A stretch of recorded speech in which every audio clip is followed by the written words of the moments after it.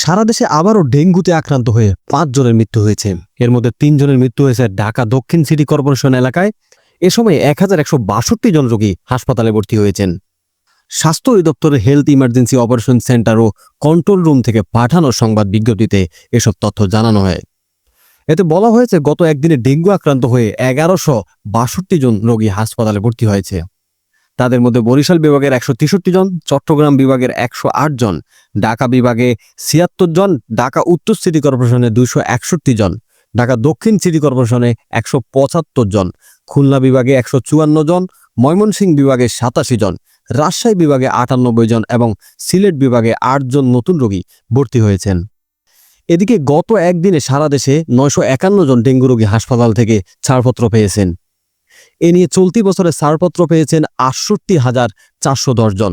স্বাস্থ্য অধিদপ্তর জানিয়েছে, এবছর জানুয়ারি থেকে এখন পর্যন্ত সব মিলিয়ে 71,675 জন রোগী হাসপাতালে ভর্তি হয়েছেন।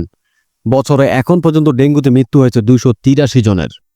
প্রসঙ্গত 2024 সালের জানুয়ারি থেকে 31 ডিসেম্বর পর্যন্ত ডেঙ্গুতে আক্রান্ত হয়ে হাসপাতালে ভর্তি হয়েছেন 1,01,214 জন এবং ডেঙ্গুতে মোট মৃত্যুবরণ করেছেন 575 জন।